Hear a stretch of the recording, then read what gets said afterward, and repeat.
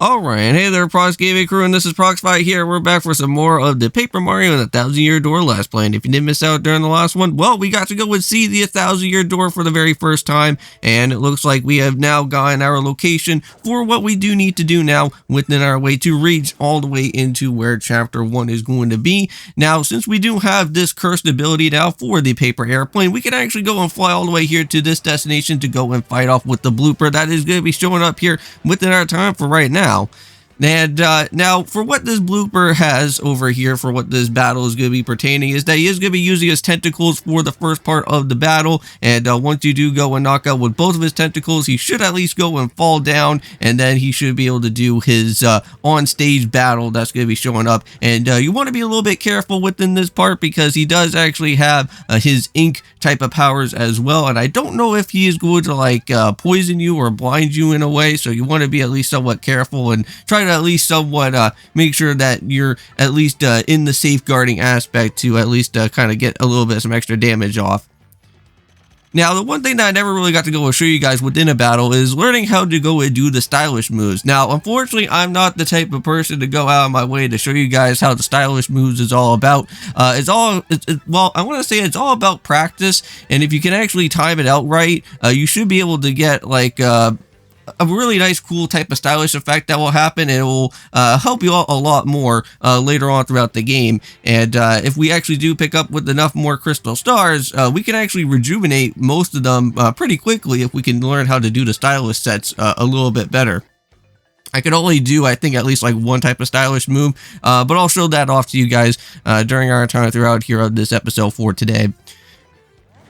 Now, within the two videos that are going to happen for our time, not only are we just doing out here with Paper Mario 1000-Year Door, but we're also, of course, going to have to go and do some other things, such as with our time of Yokai Watch 3, because currently, right now, we are going to have to do another boss optional Yokai battle. That's going to happen for one of the detective quests. And then not only that, but we are going to finally head on into that Mirapo favor quest that's going to happen. We can finally be able to go and do that. Now, that's actually pretty cool. So that's something new for what I never got to go and witness before here within a Paper Mario game, is kind of having that nice little slow down type of finishing tactic for one of these bosses. So I guess we're going to be kind of seeing that, I guess, throughout our time of all the other different bosses that are going to be showing up from here. Now, just remember this area, because as you guys can go and see, there's a lot of stuff that's happening within just this, only with this area alone. Now, if you guys remember, there was a chest that was behind this area, but we don't really have a Bobbery just yet. But there is something around within those poles there that if we get ourselves with the super jump, we can actually go and launch our way up into one of those and actually head off to the into that type of chest that's there. And now, not only that, but we also do, of course, have with the boat, well, I think the boat cursed ability as well, but we can't really go and do too anything about with that. Not until we reach all the way over to where Cortez's place is going to be. And I don't know if that Flavio glitch is still going to be something here within this game, which hopefully that is. But so far, from what I have seen, is that they kind of went and changed out most of everything in the Rougeport Sewers, so I don't think the Flavio glitch can actually be able to get used within here. I know that in the GameCube version, that was something that was really funny, because you can actually take Flavio along with you throughout the rest of the other remaining chapters, and you can actually see Flavio in the actual moon space of us heading into like the actual time of heading off to the Exnaut Fortress up on the moon, which that's actually pretty funny. But, I guess it's just only just a GameCube thing, I guess. But yeah, if you guys just went and just saw there, there is going to be, of course, with the Hooktail's castle, and Hooktail just flying around into his actual castle there.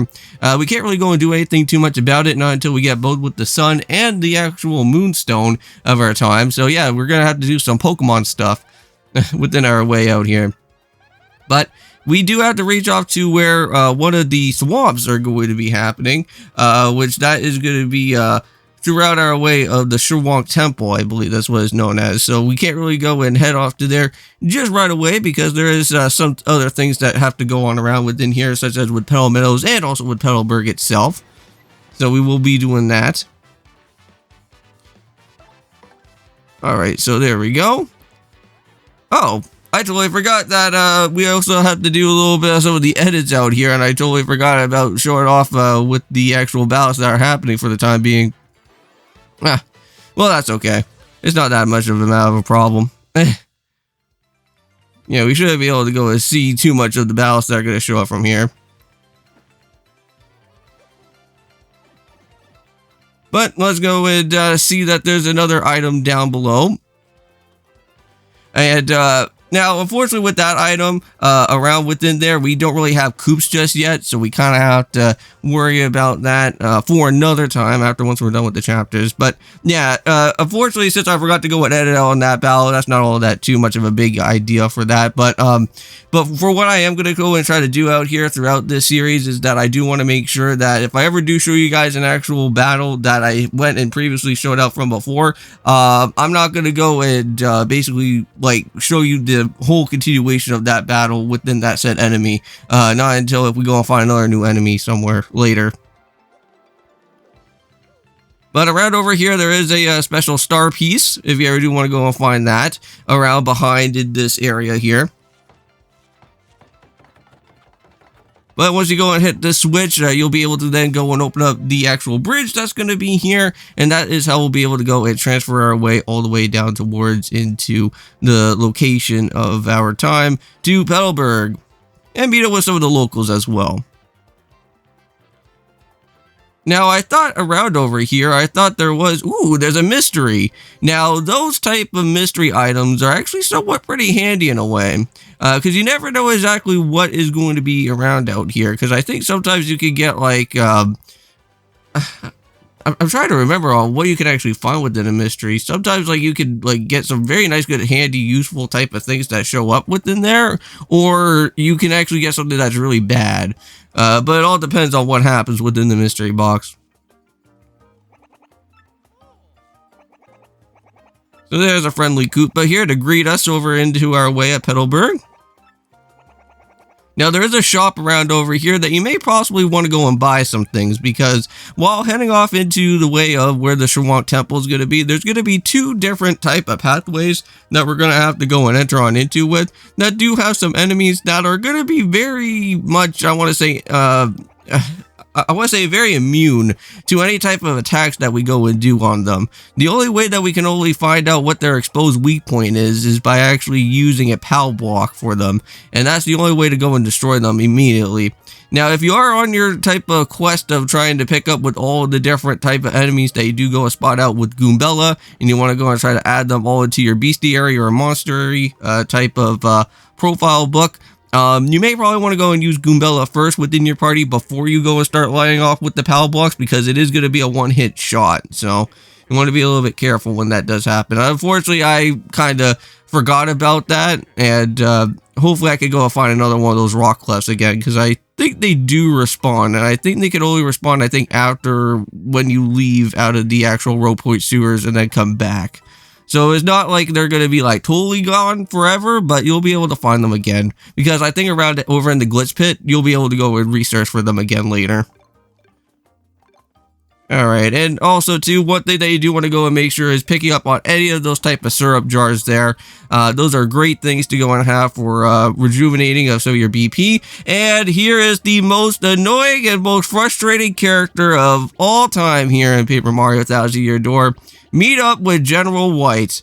Just remember who that guy is going to be, because later on in the very final little bit of the chapter, before we go and start heading off into the last of the areas, there is a very annoying quest that does happen. If you never have played throughout Paper Mario Thousand Year Door, you may probably not want to go and actually play through this game ever again if you ever do go and see this General White guy, because basically what happens is that this General White dude is going to basically disappear within the chapter, and then you have to go and search all around through all the past places that you have literally been to before, and every single type of citizen that you go and meet up with will tell you that they have spotted out with, whatever, like, whoever the General White guy is within this place, but then he immediately leaves afterwards.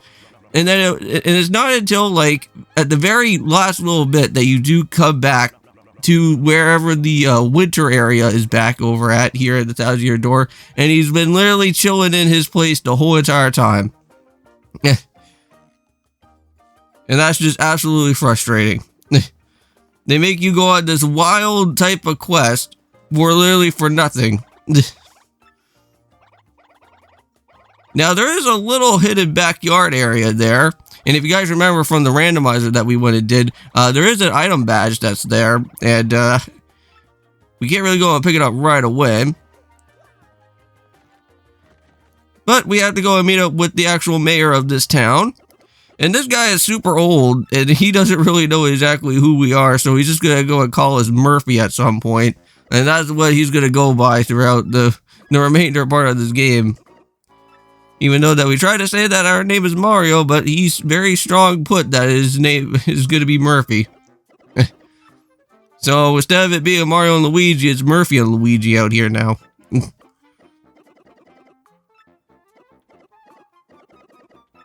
I'm kind of curious because I still don't really know anything about after game within Paper Mario Thousand Year Door, and hopefully within our time there should at least be something with Luigi.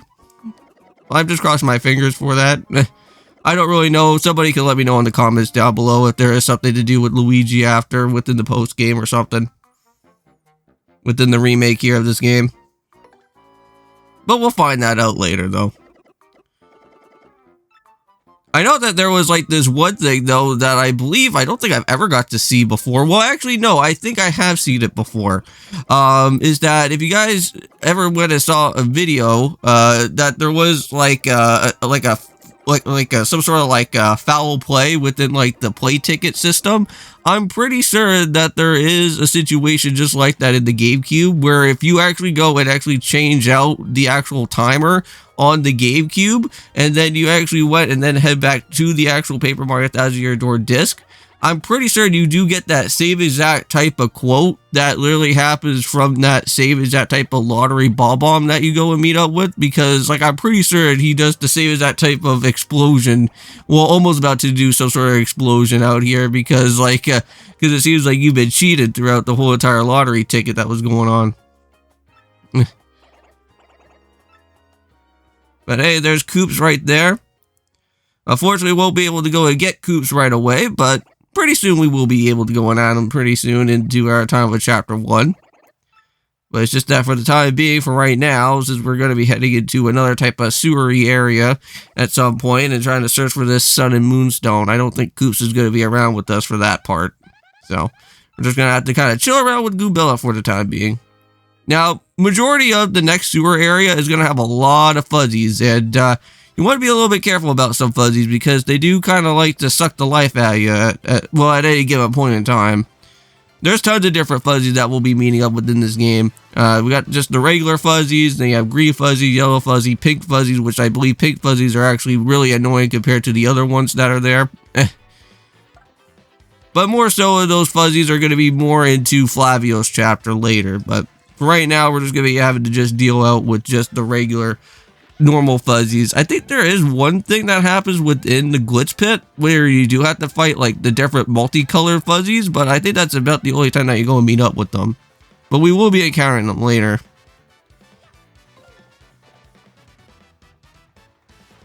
Now there's Luigi in there. So this is the first of many of our Koopa battles that we're going to have to go and face. So this is an actual new Koopa to go and meet up with. So we are going to have to go and see what's going to happen from here.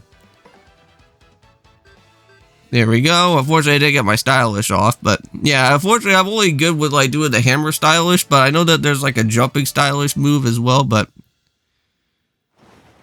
here we go. And here's our very first of many level ups for our time of this part. So let's just go and add in the HP. So how I'm going to do it is I'm going to just do HP, BP, or sorry, HP, then FP, and then BP. And then just kind of just rinse and repeat throughout that, same as that type of line.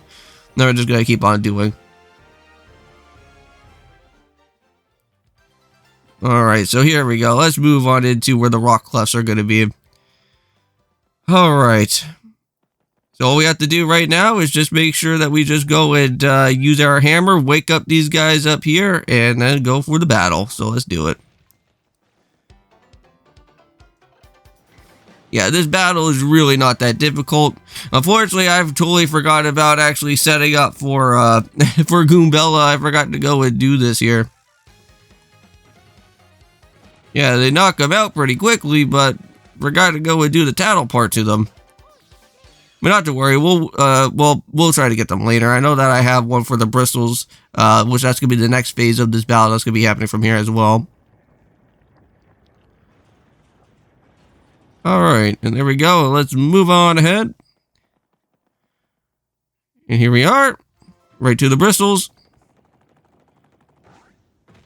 Now, these guys are really annoying. Now, you may probably want to remember these guys until the glitch pit, because these guys can get pretty annoying.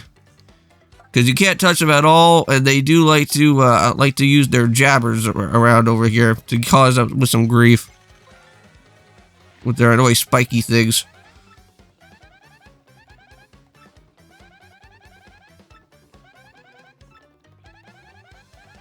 I kind of like how it actually gives out, like, the actual location about where these guys are normally from. So, like, it does say Shawak Fortress, but there's also other places that we will be meeting them as well, too. So, there we go. It seems like the actual star points in this are actually somewhat very nice. I want to say that during the GameCube version, I don't think it was all that too great with the EXP grinding, so at least they kind of made things a little bit nicer for the actual grinding in this game, so I'm pretty happy with that. Alright, and here it is, well, the first of many healing blocks. We'll be seeing more of those later. But I think it's about a good enough time where we're just going to end off the episode for today, and I'll be seeing you in the next one at Paper Mario 1000 Year Door, and of course, peace.